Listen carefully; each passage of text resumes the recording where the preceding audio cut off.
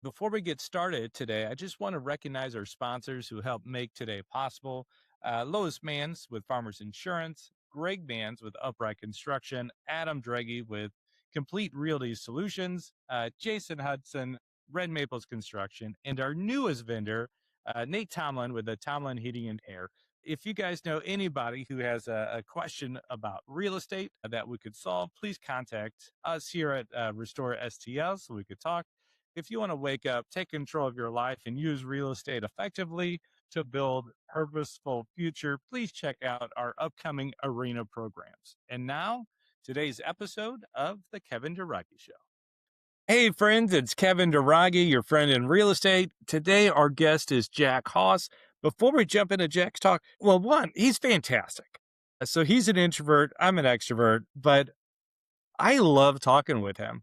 So his main stuff is like the technology and form and function and like think of SOPs or the system of doing the business. His fundamental programming is very aligned with us, right? The most important real estate is between your ears, your personal drives, your professional. It's all about relationships. And he is our first guest that is out in the Dakotas. So he's doing business out there near Fargo, North Dakota, over there in Minnesota, an area that is a little different from me. Like I'm not used to hearing what people in a smaller town, not a city, a smaller town actually do. And there's still, it's the same rules, it's the same metrics, and it's just really fun to find out.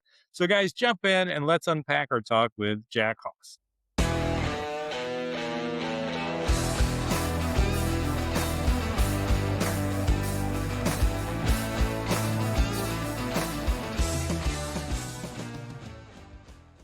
And today we have Jack Haas. Jack, how you doing? Hey, good to see you again, Kevin. Yeah, it's been so long. So we actually just did an interview the other way where I got to be one of your guests. And today, Jack, it's my turn. Insert evil laugh here. So if you guys haven't met Jack before, so Jack runs the Real Deal Crew. So he's out of Fargo, North Dakota. He's got a large following. He's got a podcast. How long have you been doing your podcast? Oh, closing in. It's probably in various forms now for 9 years.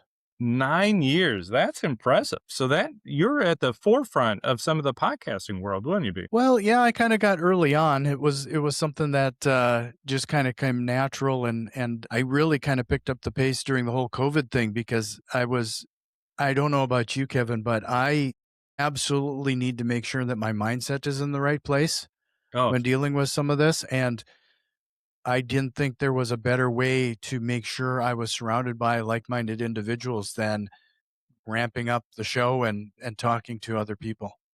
oh, that's a fantastic way of looking at it. So, like, COVID hit us. I remember we just joined a mastermind, right? A bigger one.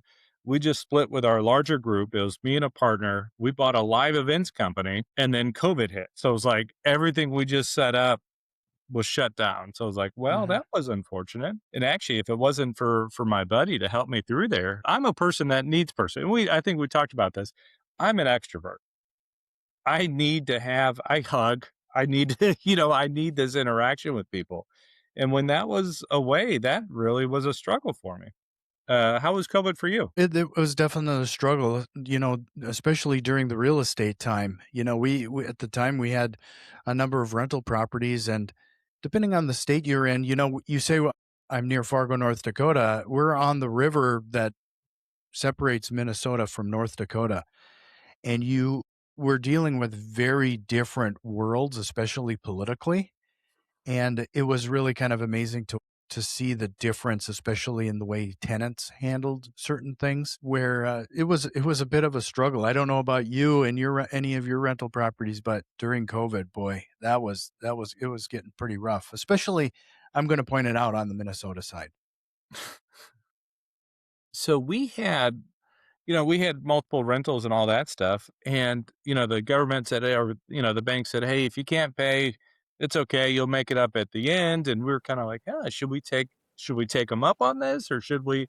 We're like, you know what? We want to continue to pay because we don't want all of our tenants to start thinking that too. Actually, all of our tenants paid. Everything was fine. So it was one of those like, because I heard horror stories through this. But man, that's got to be a hard thing. Jack, I this is interesting because as our show has grown, because primarily we're in St. Louis, Missouri, right? And perspective. We've now had a couple talks with people who live on the coast or like New York City or around like the big cities, and they're not doing deals in their own neighborhoods. They're going out to other places. Actually, I don't think we've had anybody from any of the Dakotas. We've had some, I think, Wisconsin and, just straight north. But how is it in your area? Like, are you buying in Fargo? Are you buying so obviously you're saying Minnesota, so you're crossing over a different state. But just tell me about the geography of where you are and how this the whole investing world works. Yeah, well, when it comes to property values, we stay relatively consistent. We don't see the big swings you'd see on an East and West Coast. I mean, it just doesn't happen. We are seeing a slight depression in value at the moment. However, I have a that typically will bounce back pretty quickly. The What I think people underestimate in our market is, yeah, we're probably considered more of a town than a city. I'm talking about Fargo, North Dakota, Moorhead, Minnesota, and the surrounding areas. You might be dealing with 250,000 people. Even at that size, though, we still find opportunities on a fairly regular basis. I think one of the things that I find interesting is that we started the local real estate meetup group when there wasn't one. That has grown considerably over time. We kind of handed the reins off around that COVID period to be leading that group. But a lot of the people that are now our main competition are ones that we actually showed how to do this. And so, that's where some of my tech chops are starting to come in more and more handy because, they were using carrot sites. They started using carrot sites and a few other things and outranking us. So I've had to now reinvent some ways in which to get some things done. Oh, that's awesome. So do you look at it as competition or is it collaboration in your eyes? Absolutely collaboration. Yeah, it's the rising tide lifts all boats kind of mantra. It's there's deals to be had by everyone and anyone, and it's to squabble over a property here and there. I actually see it in the opposite. If somebody wins an opportunity over me, that just means I will likely get the next one because now they're busy with the one they're working on. Yeah. It's just a matter of So Jack, why did you get into real estate? Like, did you do the corporate thing? Were you just a chronic entrepreneur and this fell in your lap? How did you get here?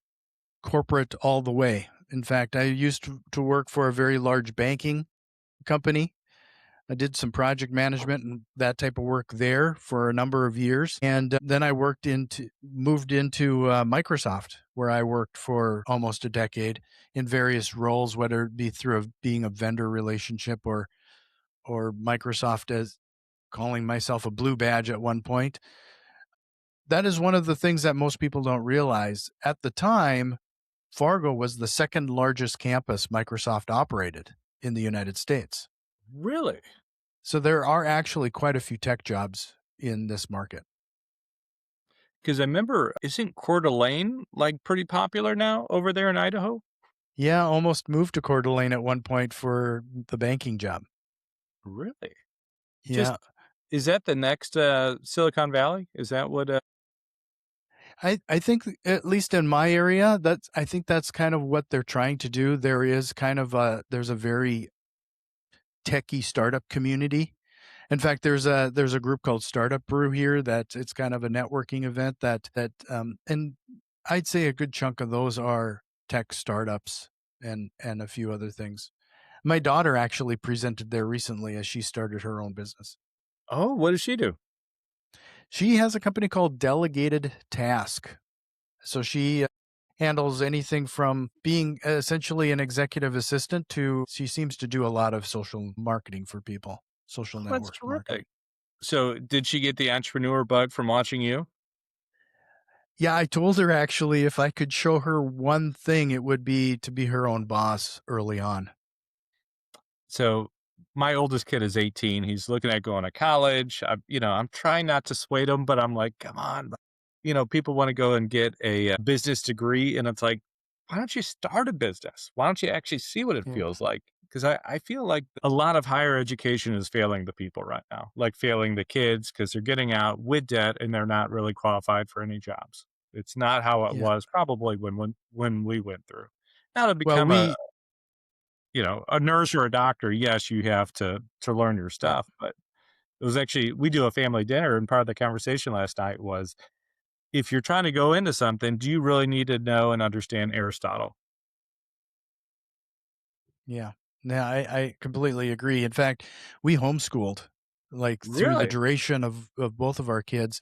Our kids are roughly the same age. So, thankfully, this is one of the benefits of Minnesota, and maybe this is prominent in every state, but the last 2 years of her high school, she actually, joined the community college, and so by the time she graduated high school, she pretty much finished her associate's degree as well. Wow. That is fantastic. Yeah, my oldest right now is going through senioritis pretty hard, so I don't think he's really out there trying to get any extra, schooling in here, but, I mean, that's the thing. If we paid for college, and we normally don't talk about this stuff, but if we paid for college, will kids treat it the same as they do high school? Where it's like, "Oh, just check the boxes and move on." Some will Mhm. love it, some aren't really made for that, and they wanna go out. I love the trades, I love just going out there and trying something, because then the education you're learning means something. Right. So, but Yeah. And that's exactly what she did. In fact, in our state, it allowed us, like, as long as their core requirements are satisfied, they can do the technical school in lieu of the last 2 years of high school. So that's how yeah. she finished out her credentials. I love it. Ours was packed. Like, there was a waiting list to actually even get in on that, which hopefully is telling us something, right? Mike Rowe Yeah. and those guys are doing their jobs. All right. So, how did you go from corporate Microsoft Jack to real estate Jack? Well, me and my buddy, we would actually spend our lunch hours planning our escape. We really When you work for a company of that size, you always, every single year, it was cyclical, there were going to be mass layoffs. And that could occur, like, if you were a vendor, a contract would simply not be renewed. If you're a blue badge, just the teams are going to get downsized. It happened or restructured every year. It was just a constant thing. So it was just a matter of time it's going to hit you. It's not if it's gonna happen, it's when, and we just came to the realization that we had to do something about it and protect ourselves and family, and one thing leads to another, and we started buying rental properties and wholesaling and fix and flipping, and so one thing leads to another, and it caused me we got busy enough where it caused both of us to leave the day job. Congratulations. It's a buddy of mine, so Dave O, who we do Cashflow Nation over at EXP together, but he was working for, it wasn't Microsoft, but another large company like that. And they just arbitrarily would let people go every so often and, downsizing just like you said, and he's like, "Hey, like, I could leave," and they're like, "No, actually, we'll give you a bonus." He's like, "I'm not actually doing anything," there's just that it's a weird way that this works. Other people are clinging to anything they could get, and other people are like, "Well, it's golden handcuffs is what we call it. Like, hey, you're stuck in a good job. It's not worth leaving, but it's stopping you from actually going out there and really having success on any level." So, but it sounds like, Jack, that you had a vision, right? You knew what you wanted to do. You found somebody who had an equal idea of going up. Did you have an early coach or mentor in this? Were you reading books about it or did you just jump? Yeah. No, we started with Matt Terrio, Epic Real Estate. If you're familiar with that podcast, I think he's pivoted now. He's focuses more on wealth preservation than he does actual coaching these days. But yeah, one we started and we started the podcast. It was always great to speak to other people in other markets, understand what they do, how they do it, and frankly lift some of those strategies and implement them into ours. I think one of the things that we did that I frankly see a lot of people struggle with is that when we were given direction, whether it was through Matt or what have you, we had a tendency of taking it and not questioning it and just implement, go. I think a lot of people overthink it, and a lot of people are just like wanting to reinvent the wheel or call it their own, or I don't know what the mentality is there, but that's kind of one of those things that we just had a tenacious ability to just get to it. I love it. That's the hustle, right? Hey, we're taking that hill. All right, let's go. We're not going to ask why that hill. We're just, you said do this. You have a level of success. Done. I compare it to like a jazz musician. At first, when you're learning an instrument, you're learning your scales, you're learning your notes, you're adhering to the lessons. Look at you need to put in those 10,000 hours before you can start to improvise and play some of your own music. That's the same thing with any kind of business structure. 100%. What is that what it is? It's 10,000 hours to become a master. Isn't that what it is? Yeah, something like that. I remember anything that I jumped into was like, all right, I'm going to run every lead. I'm going to walk every house. Like, how can I get 5 years experience in my first 5 months? Like, yeah, Exactly. sometimes you just got to put in the reps. And if you don't put in the reps, how do you plan on building out the SOPs and the business processes to make sure that the business is running the way you expect to match your expectations? So I have to ask, has it always been easy, Jack? Yeah, a little leading, right? Yeah, yeah, no. Now, That's one of the when you were sold the dream, was it an easy dream? never, never. And this was one of those things, and my business partner would laugh at you here today because like when we were making the decision to invest in our first mentor, I was pacing back and forth in the hotel trying to just like it's nerve-wracking for me, like when it comes to that type of stuff.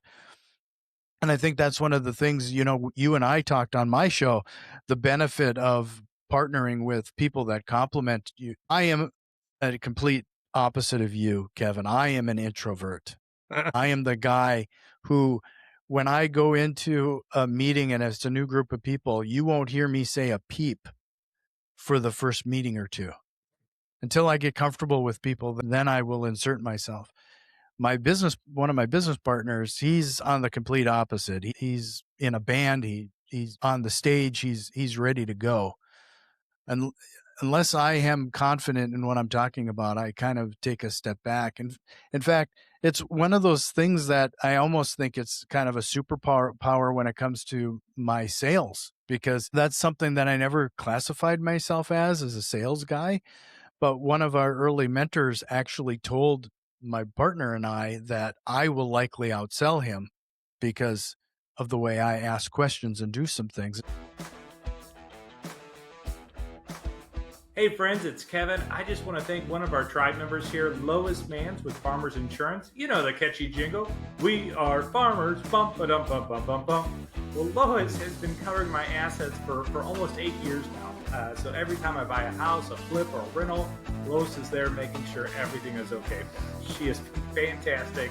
Her team is highly focused on customer service. I use her a lot for all the homes, but you could also try out her life insurance, her cars, her home, her auto. She's got all those ways to help you. They are now also brokers, so they could also, if they're not the best price, they could go out and find a better price for you out there as well. So Lois, thank you so much for all that you do. And on top of all that, she is in the top 1% of all farmers agents worldwide. So amazing job, Lois. You guys need to check her out. You guys can get a hold of her at 314-283-1981. Mention me in the show and she will give you a free quote. Back to our show. Sure enough, that's kind of the process these days. Even we've kind of fallen into these situations where I handle most of the marketing, the online material, the inbound calls. I have those initial conversations with the distressed sellers, and then he's the one who goes on site to does the rest of it. But it's it's just become an interesting paradigm, especially the way we complement each other and how we do things. Uh, which is, yes, opposite of how I would handle things. I've realized I need a little surf and turf in my day, and I don't know how you work, Jack. Like, I try to take my morning, this time right now. Okay, I could sit down, I could do my paperwork, I could make my calls, I can do whatever I need to here. But like when it comes afternoon, like put me out. I either need to be networking, let me walk some houses. Like I can't just sit at the desk all the time. Do you have that problem, or are you like really gung ho for that? I am, especially in this day and age. I was working on something yesterday, developing another thing, and I typically am up, by 6 a.m., if not 5. And then I will consume some training while I'm having some coffee in the morning. And it was probably a 12-hour day as I was working on a project, and I just kind of completely lost track of time. So That's awesome. yeah, I'm just completely wired different. And if you're putting me in a situation like you suggest where I have to be in a group scenario, I can put in a 10-hour day like yesterday, 10-12 hour day like yesterday, and crank something out, and I'll be exhausted at the end of the day. You put me in an environment where I have to be around a bunch of people for a couple hours, I'm equally exhausted over the from those 2 hours than I was for the other 12. Yeah, I need a break after my paperwork time. I'm like, ugh, just let me run around or something. Give me something to fix. I love it. Like I'll make so like cold calls. Cold calls to me, sometimes it's like people are like, "Oh, you gotta do those." I'm like, "All right, let's go." Yeah.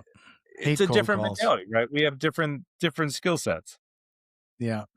I hate them, but it's one of those things, discipline overpowers any kind of hate, so you just plow through them.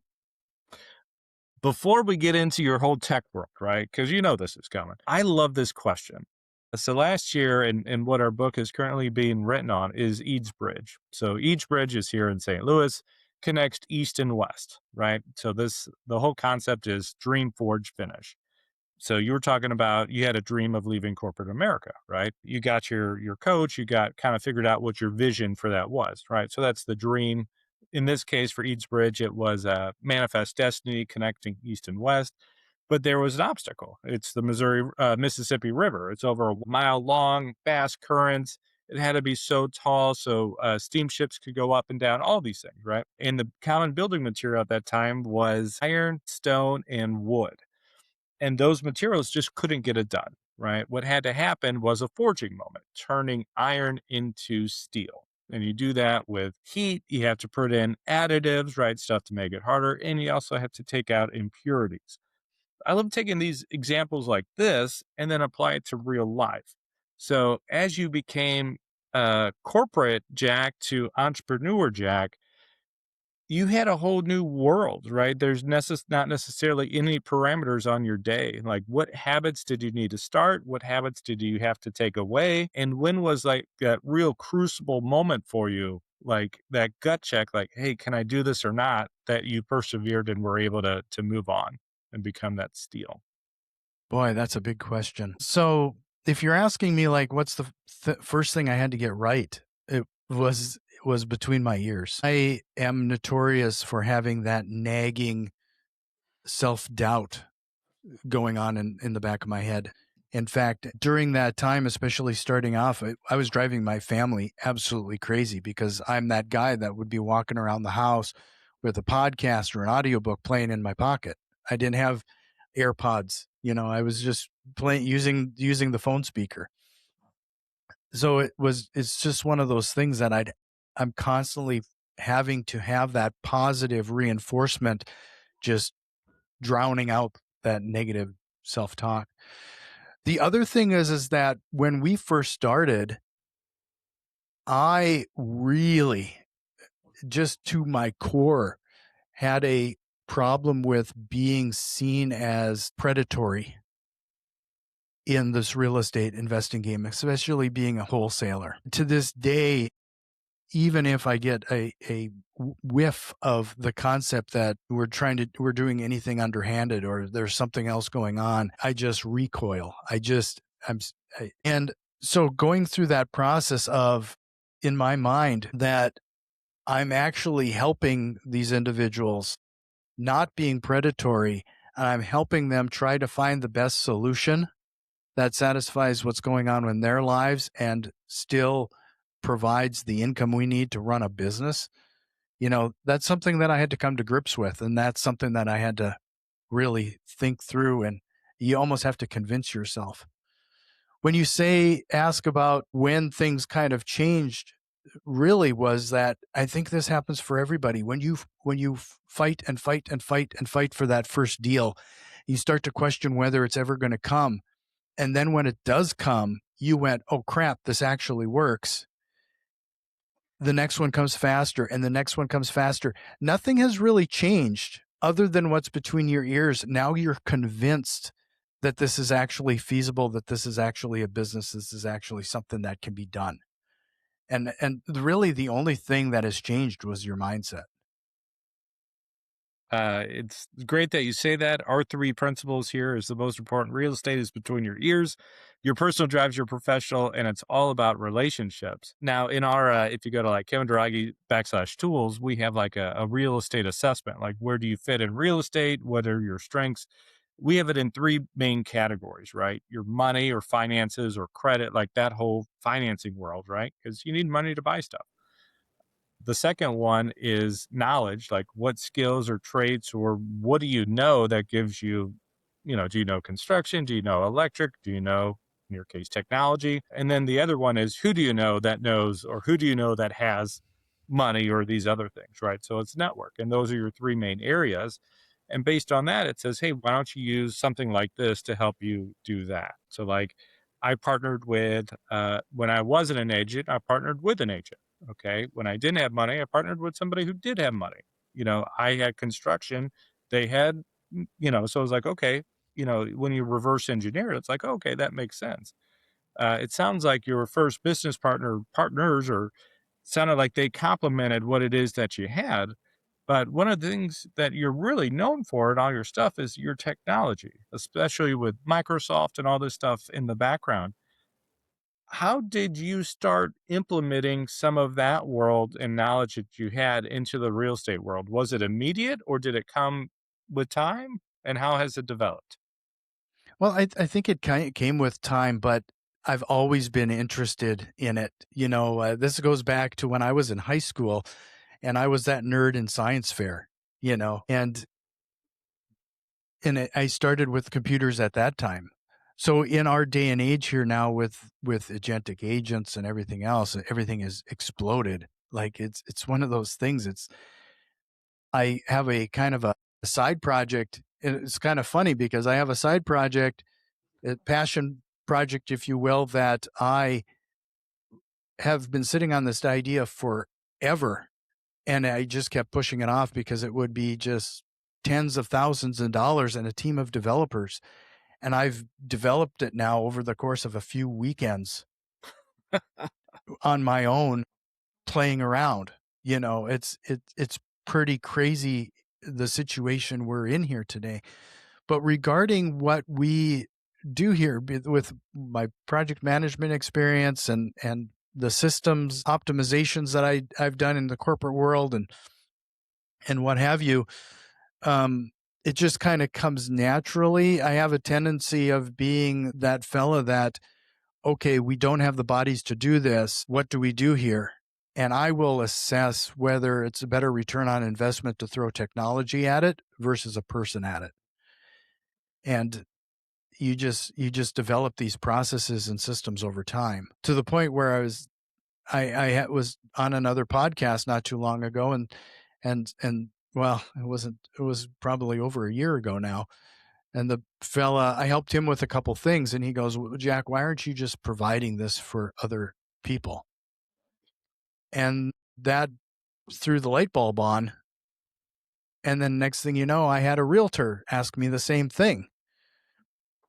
And then that's where Real Deal Crew kind of came from, is this like, you know what? Maybe I am sitting on some stuff. You probably work in your business day to day. You're doing things all the time. You're not thinking that any of this is special. You're just solving your own problems. Yeah. But from an outside point of view, you've solved a hell of a lot of stuff. And there's people that can actually make use of it and see some significant benefit. How wonderful. So, how much have you used AI in your real estate business? Is it something we should fear or is it something we should embrace? It's something you should absolutely embrace, but in a way that most people aren't going to say. I am a firm believer that you still have to have that human in the middle. AI is going to be there to amplify any of your efforts.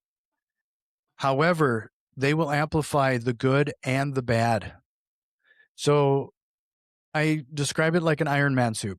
If you come to me, I can help you build your Iron Man suit. We can amplify your superpowers.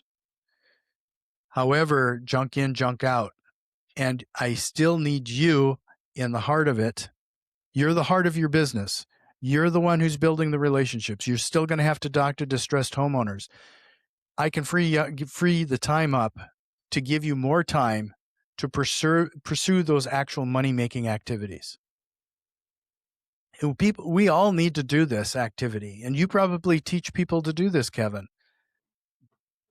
Decide how much your time is worth. Is it worth $100 an hour? If it is, you shouldn't be spending any time designing your logo or your website or your whatever, unless you absolutely love doing that kind of thing. But I see too many real estate investors and entrepreneurs just fall into this trap of looking busy, but not actually being productive. 100%. So, what would be your advice if you're busy in your business and not productive? Well, I first would say you need to do that exercise. Like, take a minute, and not only as to what you're earning right now and determining what your hourly wage would be in the real world. And I throw out $100 an hour because I think that's kind of one of the standard exercise numbers that a lot of people use. But where you want to be, if you want to be making 200,000, 500,000, whatever per hour, you should be valuing your time as such. Yeah. And to be spending your time on something you can hire out for $10 an hour, $15 an hour, whatever minimum wage is, throw it out on Fiverr, contacting my daughter, to help you with, for a pitch there. It's time to get some of this stuff off your plate. And we are at a point in time that we've never seen before. Maybe when the automobile was first created, maybe when the internet first rolled out. AI is the biggest leveling of the playing field we've seen in a very long time. We are going to see multimillionaires, single man businesses come out of this. Like, it's absolutely crazy.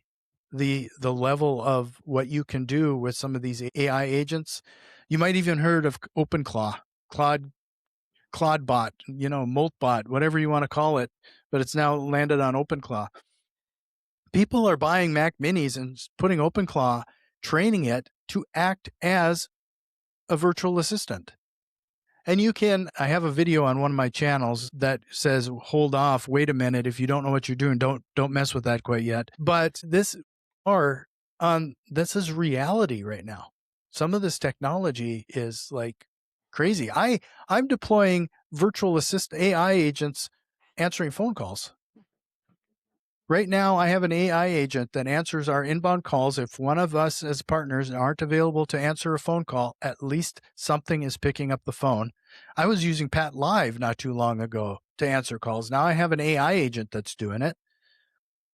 I have another AI agent that handles some of our property management, trained on the local and state lease laws, trained on my lease, knows when the person calls in, whether they're an existing resident or an inquiry, and treats them individually differently, giving them the necessary answers and information. Wow. Some of this stuff is happening right now. And we're not talking about you needing to be a Microsoft, an AWS, huge corporations to implement this stuff. This is within reach for everybody right now. So if somebody is new to this space, so say, because we have a team and we're adopting our own stuff, et cetera, but say you have it and you're just ground zero on this AI conversation, and say you're a little bit squeamish for it, where do you think somebody should start to educate themselves and implement the technology for the next iteration? Well, I'm always going to tell people to start at leveraging the free ChatGPT, Anthropic, Perplexity. They all have free accounts. You don't have to really sign up for too much. There's not a lot of commitment there. Where the magic starts to happen though is when you do pay for a subscription. $20 a month. I got it. This is probably the biggest secret in the world. $20 a month barely pays for the consumption people are using on these AIs right now. The energy consumption alone is staggering, and there's deeply undercutting their profits on this. So sometimes I wonder how they keep going with some of this. It's eventually going to have to collapse. We are going to have to pay a lot more for some of these platforms. So chat with it just like you would a coworker. I have various tips that I can get into as to how to make better use of just that piece of the system. And we won't get into like some of the more complex things here today, but just start using it, because what you're going to find out is that in the process of using it, there are a couple prompts that you can leverage after some time that might bring you some additional insights that are extremely profitable.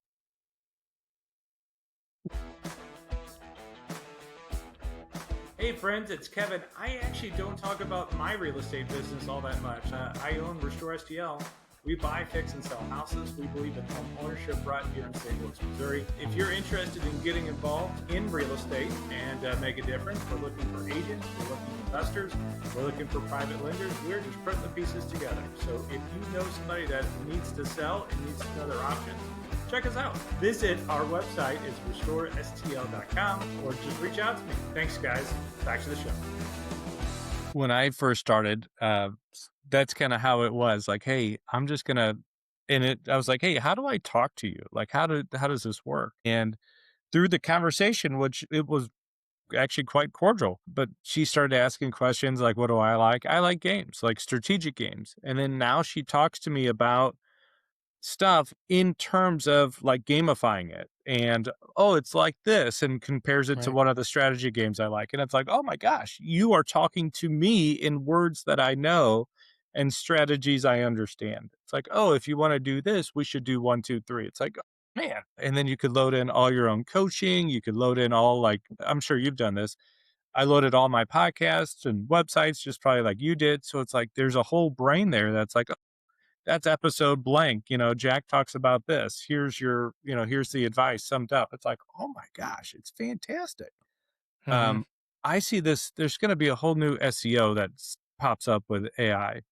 AI is probably going to choose AI stuff first. So if your website or background is in that, guess who's going to pop up to the top? Yep. In fact, It's that's a lot of the things that I've been working on. You mentioned SEO. I've been consuming a lot of that material lately. And you're absolutely right. And there's things that are going on that when it comes to SEO that people probably should be aware of. That, for example, you mentioned ChatGPT, Perplexity. All of these are going to be, and they do recommend certain results. However, most people don't realize how important like your Google business profile is. So if you're developing your website, there's a lot of benefit in your search engine optimization, of course. However, make sure your Google business profile is up to date, and then make sure that you have it synced with your Bing business profile. And the reason that's important is because Bing is owned by Microsoft, which is one of the biggest contributors to ChatGPT. And Hmm. ChatGPT will favor your Bing business profile over your Google business profile. Dude, that was just like a high level good heads up there, because I don't think Well, I've you can go into your Bing account and select the option to just sync your Google Business Profile to your Bing. So you just have to update the one place, but you do have to enable that setting. Dude, it's worth the cost of admission right there. So, what are you doing nowadays, Jack? So, you run your podcast, you're actively buying rentals and flips, and are you coaching as well? I don't do any coaching. In fact, it's one of those things that I've always kind of avoided. Ah, uh, it's the concept of being a guru of any kind just kind of I don't know. Maybe it's the introvert in me. As you can probably tell, I kind of get excited about the things that I really know well, and I can kind of just talk your ear off when you get me on a particular topic. But what I do these days is provide that infrastructure for other investors. So from everything from lead intake to follow up to speed to lead, all of that stuff, providing some guidance and direction regarding search engine optimization and how to position ourselves in the local markets. But more importantly, yeah, I might give you a little direction on your disposition and how to help with some of that. But in the end, it's that back end stuff that kind of typically gets neglected. And I don't know if you and I talked about this. I'm just, it's painfully aware to me how people that get into wholesaling real estate investing, typically it's more of a side hustle. It's not treated as a real business. If you really want this to become a business, you have to treat it as such. And that means putting in the necessary processes, procedures, SOPs, everything in place to make sure it's running as such. uh, slam dunk. Yes. I remember I started on basically it was pads of paper. Hey, did you call a title company? Did you do this? Did you do this? Did you do this? Until it was just one of those like, okay, this is done. Now with the way all this stuff is, I mean, it's amazing what processes can do once it's like now you have a business. You could Yeah. sell your business, you could let other people use it. It really opens up how you could scale. Um, Well, I'm working on something right now. You're going to be the first podcast that I'm going to say this on because now it's going to make me give a commitment here.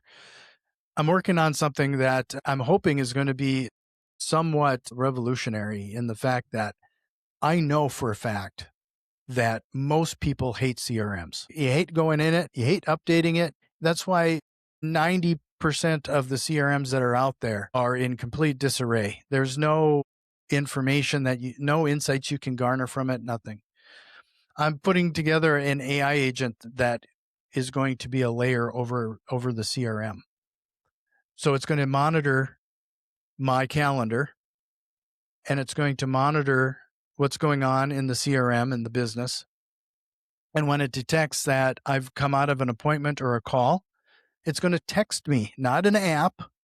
It's going to text me and say, "Hey, how did that meeting go? Any updates for me?" Prompt me at that point to give it the necessary update. And then and then once it takes that information, it'll just say, "Great, I'm going to update the CRM with your notes and progress the opportunity forward." what are you going to call that agent? Karen? Karen. Yeah, that's a good name for it.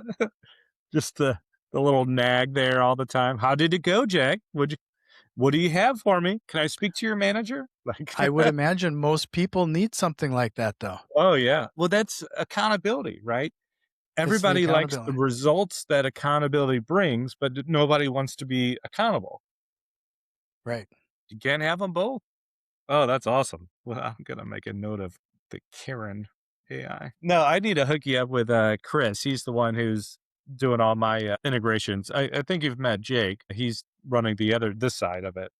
So Chris is the one doing the other side. So it's interesting, right? And it's fun when you start creating a team that is gelling. So how many people are on your team now, Jack? 3. So it's you plus two. Me plus 2.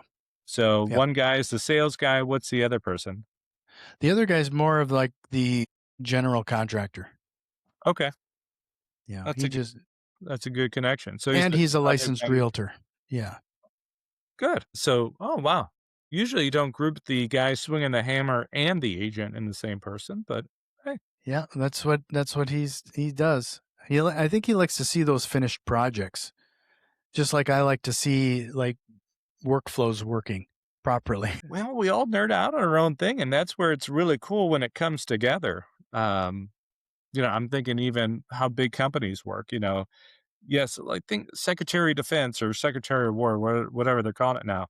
Like it sounds like a secretary, meaning it's, an assistant to this person, which it is, but it's such a huge title. So are you like the COO or No, we don't designate ourselves with that. I think there might be something in our bylaws, we all have to have some sort of title, but it's kind of doesn't mean a lot. I think of so I love like military tactics and stuff like that. So it's like, all your backs are together, but you just have different field of view. Like, hey, I'm Yep, looking over XYZ, you have this, because for us, we have the whole real estate arm of stuff that we do. And then we have the whole podcast and the coaching and the mastermind world, and that's what Jake runs. And it's like, okay, I could see us gaining one more person, and that's more of a salesperson to go out there and just do more of the conversation. sure. So are you looking at scaling up at all? I think you're always looking at ways to scale. I have this significant focus now with my real deal crew and some of that stuff. Is that like But a subscription? Is that like a mastermind? oh, well, the real deal crew is, I provide those fractional operations for investors. I provide the back end and some guidance and maybe help you build out your SOPs. And I've even helped people do they're running some internal IT projects themselves and they're at a loss to even what kind of questions they should be asking to make sure that they're not being taken advantage of or what have you. So I've been brought into for some of those type of things. But I've even been helping people making sure that they hire acquisitions people, what type of questions they have if they what have you. So it's just like find a need, fill a need. If you saw the old robots movie, it's just usually it starts with that initial conversation and see where some of the obvious gaps are. It's everybody. I don't care the seniority or how big the business is. There's usually some low hanging fruit that is you're typically blind to. You're just too close to the problem, and you need somebody to just say, "Hey, why are you doing it that way?" So do you have a coach now, or are your partners your coaches in a sense? We kind of hold each other accountable, but then I still host the podcast. And it's been fun to have these conversations. And up until recently, I hadn't been on other people's shows, Kevin. You're probably the third or fourth one that Oh, look at I me. I feel so usually, special now. yeah, I usually had declined being on other shows up until recently. That's fun. We are honored. And it's fun because you're an introvert and here you are outshining, but it's actually done in a way that you probably don't feel as stressed about it because Right. you just see that it's the two of us.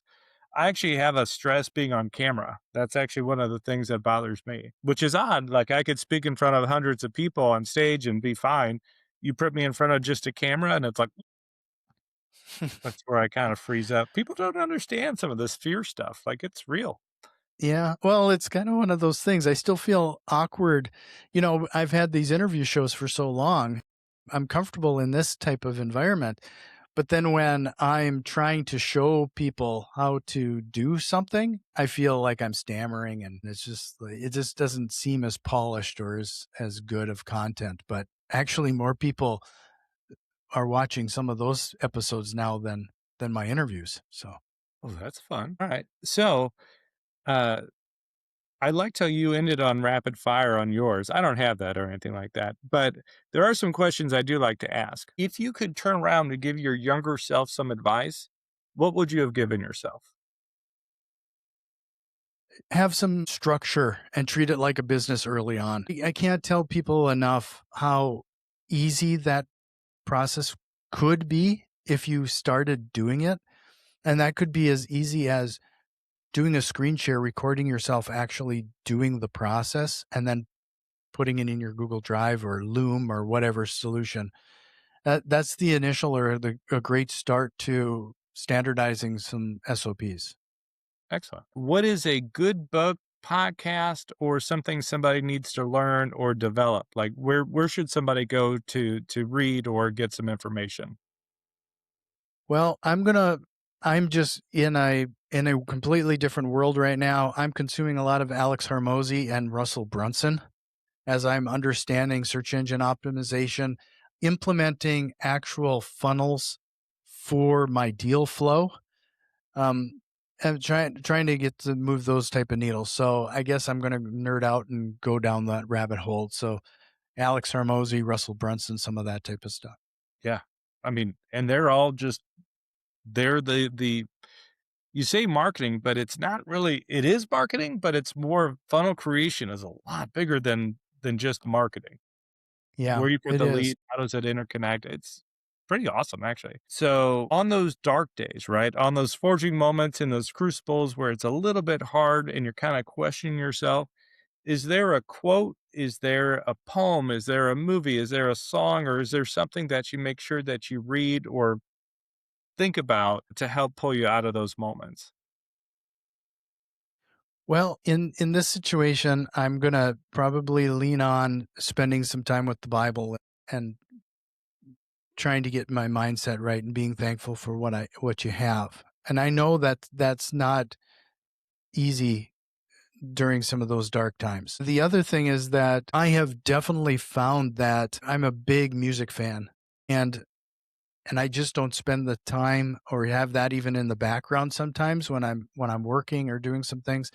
And I've been trying to force myself to make sure that I have some of that time and moment, and that typically is, I don't want to call it a meditative state, but when I'm working and coding or building out workflows, having something playing typically kind of lifts you up a little bit. All right. So, if you're in brainstorm mode, like you just so I do a lot of whiteboard work. When you're just laying it all out there, what's a go-to band or song that you throw on? I typically go instrumental type stuff, guitar instrumental stuff. So Joe Satriani, Steve Vai, Eric Johnson. Just I got a playlist. You just hit play, and that thing will go for hours. That's solid. The one other guy does all the soundtracks to like Ridley Scott movies, so like Gladiator or the big epic song of what Fire and Ice or Ice and Fire, Uh-huh. whatever. Like there's the instrumentals there. Now, when I'm doing, I don't know if I talk about it, but I like the band Muse. You ever?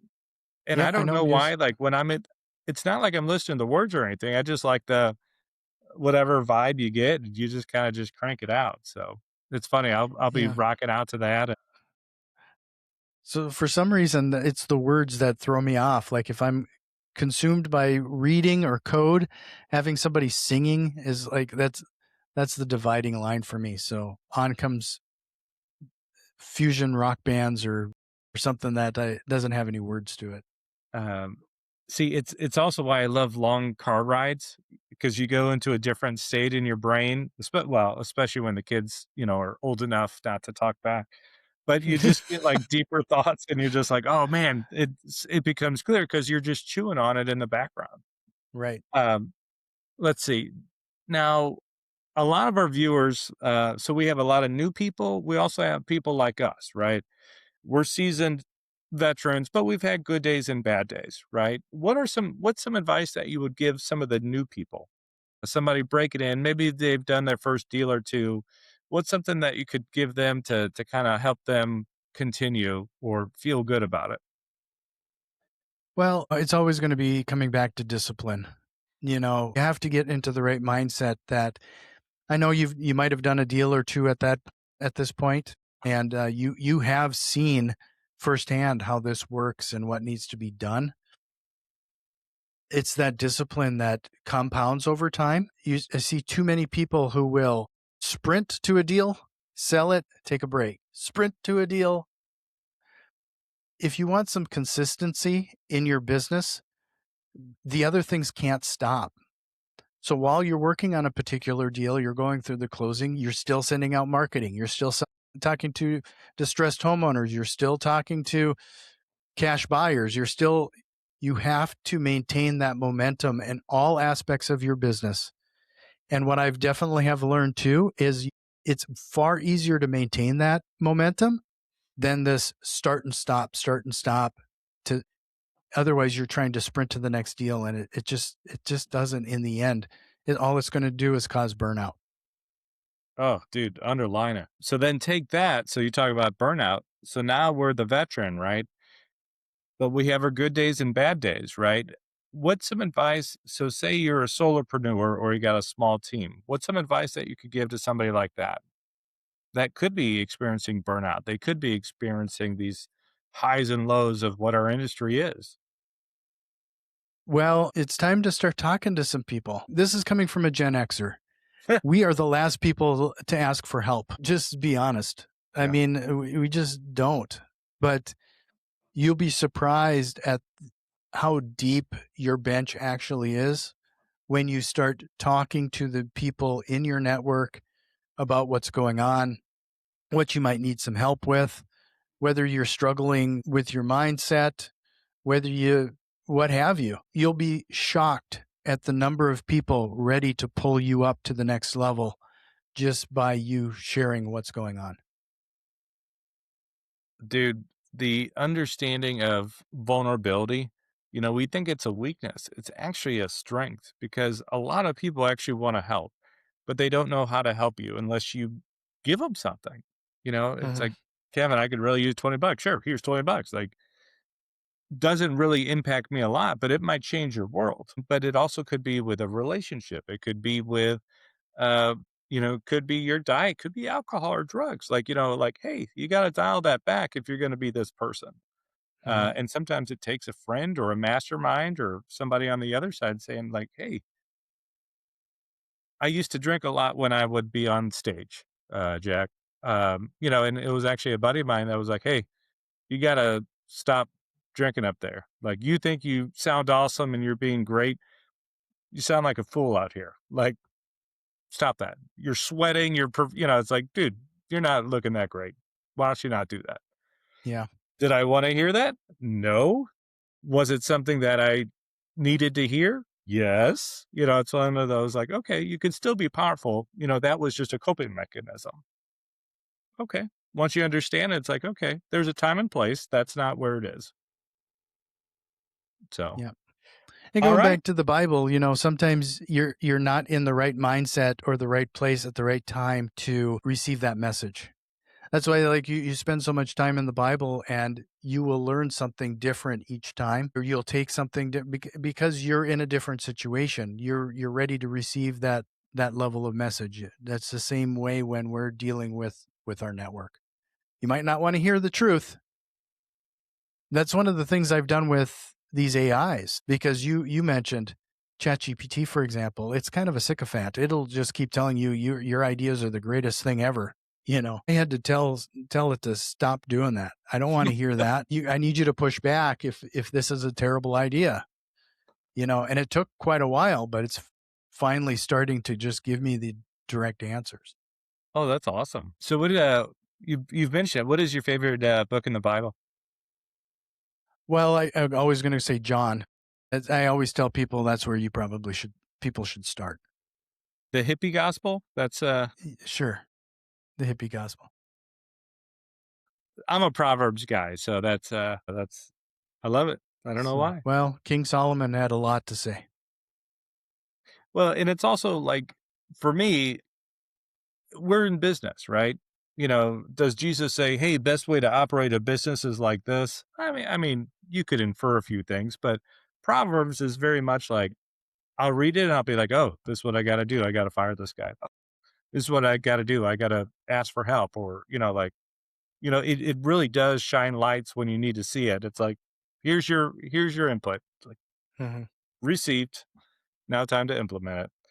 All right, Jack. Any final words that you want to give anybody listening today? No, I just appreciate anybody. If you're interested in what I do or if you want to nerd out a little bit, everything's consolidated at realdealcrew.com. If you want to see where your real estate investing business is, I also have an assessment. You can find that button right there. And just like I said, I've trained that AI to be brutally honest. So if you're not ready for it, maybe it's not a tool for you, but you can go there and check that out right there. Jack, I appreciate you jumping on. I appreciate one, just hearing your insight. I like hearing that are people that are not me and how they basically navigate with the different skills that you have, right? You have way more technology input than I do, but then also how you're able to use that, grow your portfolio, change the landscape of kind of the area around you. I love what you're doing with your daughter, kind of being the leader that she sees what this is and wants to basically mimic in her own way what she is watching you do. I love it. I love the idea that you're able to grow and then use these tools to magnify, what you just said, the Iron Man suit, right? If you give me something good, I can magnify you, but you put trash in, guess what? Trash is going to come back. I love it. This is like the just stuff that people really need to understand that's out there. So thank you so much for jumping on, and thank you for sharing your message on other platforms so people really can find you and follow the Real Deal crew, because I think what you have is really something special. So, Jack, I appreciate it, and we'll talk again soon. Thanks for the time. What a great conversation. We had a long talk afterwards. I really like Jack. I really like where he's going with what he's doing. I just really want to be able to support him with whatever it is that he's doing. I'd love to be able to go out to North Dakota. Give me a chance to see the Badlands, all that stuff. And hopefully, Jack, you'll let me speak out there sometime. But man, we talk about life roadmap and real estate roadmap and some of the coaching that we do. When we take a look at Jack and his thing, he did what we were supposed to do, right? As a Gen Xer, you go to school, you get a good job, right? So he got into baking. Baking turned into Microsoft, right? Corporate of corporate type stuff. And then he built his roadmap. He recognized that corporate isn't your safe haven per se. It's just a matter of time before they drop you. So he and a buddy just started getting into real estate, wholesaling and rentals. And then when that kind of split, corporate went away and his real estate took off. He recognized that he needed to work on his mindset. So he did podcasts and books and kind of just making sure that he got over his self doubt. And how did he do it? With positive reinforcement, right? He made sure that he was feeding good thoughts into his system, which I thought was awesome. Very honest talk here. He early on, especially when he was wholesaling, did not want to feel like a predator. We are not taking advantage of people in bad situations. We are actually helping them get out of those situations. There are predators out there in that space, though. They're the same tools, it's the same methods that a lot of us use, but it's like it's the attitude or it's the kind of the perspective of the person doing it. Are you doing it to help them? Are you doing it just to squeeze every dime out of somebody already in pain? I think that really comes back to ethics and morals on the other side, right? On our side, can we give them a hand up and help them get out of a situation, or are we basically going to kick them in the ribs and push them over and take their house? So, but I do understand that predator game, but that's why it's still people over profits. His advice on AI and technology has been spot on. The fact that he works with people getting into it and gives you advice about how to break into, how to start talking with your chat GPTs or your Anthropics or any of those. Dude, straight up great advice there, getting onto Bing, because that's what's feeding Chat GPT. Love the idea of getting into the Karen AI. That's my name. He's going to name it something else. But man, that discipline. So even though you're maybe in the middle of a construction project or you're all project management, don't neglect your lead generation, going out, looking at houses, making offers. You got to make sure that flow is going on. And that's a separation of a lot of the people who have longevity in the business and people who burn out and go back to corporate. So, Jack, thank you for being on and for being such a powerhouse in so much of what we do. We appreciate you. We love you guys. Talk soon.